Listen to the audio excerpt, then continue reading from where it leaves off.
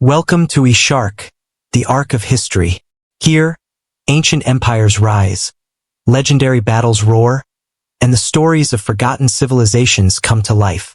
Every stone, every scroll, every secret whispers a tale waiting to be discovered.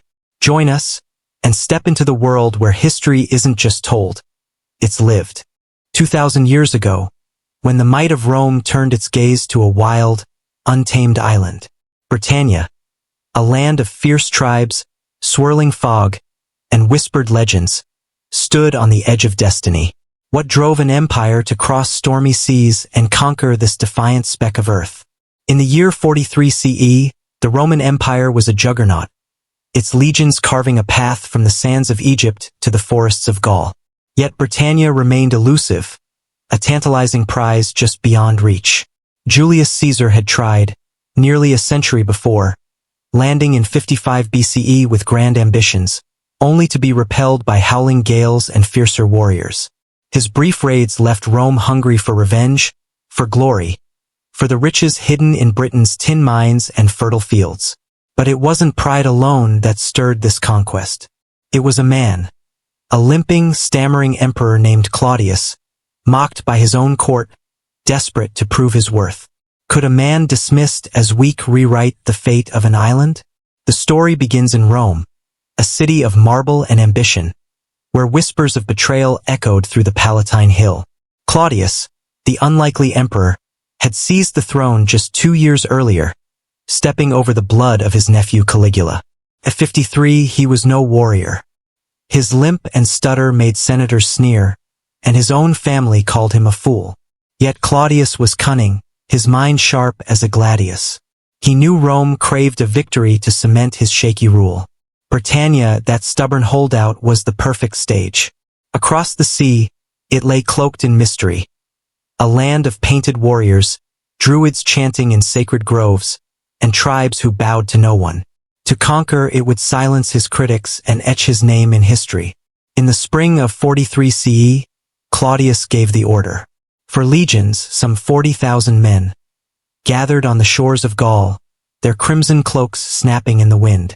Triremes bobbed in the channel, laden with siege engines, horses, and the dreams of empire. At their head stood Aulus Plautius, a grizzled general with a knack for victory. His orders were clear: subdue Britannia or die trying. The soldiers, hardened by years of war, muttered of omens. Some swore the sea itself would swallow them, as it had Caesar's men. Others spoke of Celtic sorcery, of druids who could summon storms. Yet the promise of plunder, tin, slaves, and glory kept them marching. The crossing was chaos. Waves churned, tossing ships like leaves. Men clung to oars, their prayers drowned by the roar of the sea. When the first boots hit the shores of Kent, near modern Richborough, the Romans found no welcoming party, only silence. The tribes of Britannia, led by the fierce Cativalani, were watching, waiting. Their king, Caratacus, was no fool. A warrior born, he'd united tribes under his banner, his eyes burning with defiance. He knew the land, its rivers, hills, and bogs, better than any Roman. As Plautius' legions formed their shield walls, glittering under a pale sun, Caratacus planned his strike. The first clash came at the River Medway, a sluggish waterway cutting through Kent's heart. Imagine the scene. Roman legions, their pila spears gleaming, faced a horde of Celtic warriors, their bodies daubed in blue woad, screaming war cries that chilled the blood. Chariots thundered across the plain, wheels spitting mud, as archers loosed arrows from the trees. The Romans, disciplined and relentless, locked shields, their hobnailed sandals digging into the earth. For 2 days the battle raged, a brutal dance of steel and fury. Men fell, their screams swallowed by the river's churn. Blood turned the water crimson. A young officer, Vespasian, yes, the future emperor, led a daring charge across the Medway, his men wading chest-deep under a hail of spears. On the second day, a Roman auxiliary, a Batavian tribesman, swam the river in full armor, a feat that stunned both sides.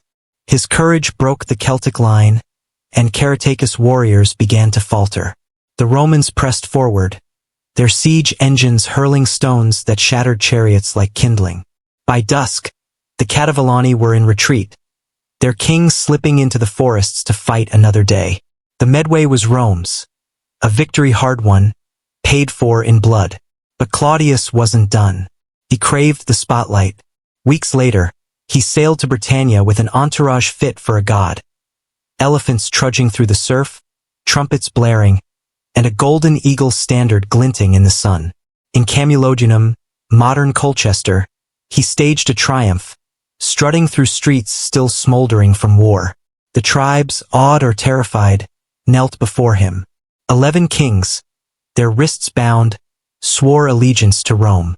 Claudius, the man they'd called a cripple, stood tall as Britannia's conqueror.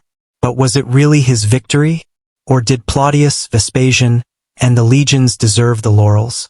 The invasion's success was no accident. Rome's war machine was unmatched. Disciplined legions, engineers building bridges in hours, and supply lines stretching across the sea. Yet Britannia was no easy prize. Its tribes, scattered but fierce, would not bend easily. Caratacus, now a fugitive, rallied warriors in the west, plotting rebellion. The Druids of Anglesey whispered curses, their sacred oaks hiding secrets Rome could never tame. And the land itself, its fog, its bogs, its endless rain, seemed to fight back. As the Romans marched north, building roads that sliced through forests, they brought their world with them. Forts rose, their stone walls a stark contrast to Celtic roundhouses. Towns like Londinium sprouted, their markets buzzing with Latin voices. But beneath the surface, resentment simmered. The tribes paid tribute, but their hearts burned for freedom. What did it mean to be Roman in a land that refused to forget its roots? Could an empire hold a place so wild, so defiant? Claudius returned to Rome, his triumph immortalized in coins and arches. He'd gambled and won, his name now whispered with respect. But the story of Britannia was just beginning. The invasion of 43 CE wasn't a single victory. It was the spark of 400 years of struggle, of rebellion, of a clash between two worlds. Caratacus would return, his defiance inspiring a warrior queen named Boudica. Her story, one of fire and vengeance, would shake Rome to its core. As the sun set over Britannia's conquered shores, a question lingered. Had Rome truly tamed this island, or had it merely awakened a sleeping giant? The answer lies in the battles to come, in the shadows of Hadrian's Wall, in the cries of warriors who refused to kneel. If you're gripped by this tale of conquest and defiance, join us next time as we follow Boudica's rebellion. A story of a woman who burned an empire's dreams to ash. Pause, music swells. What would you have done in 43 CE? Fought with Caratacus warriors, or marched with Rome's legions? Let us know below, and subscribe to uncover the next chapter of Britannia's saga. Thank you for journeying through the echoes of the past with eShark. If these stories stirred your imagination, don't forget to subscribe and hit the bell to join the Arc of History. Share your thoughts in the comments. Tell us which forgotten empire or epic battle we should explore next. Remember, history isn't buried. It's waiting to invade your mind. Until next time, let the past guide you.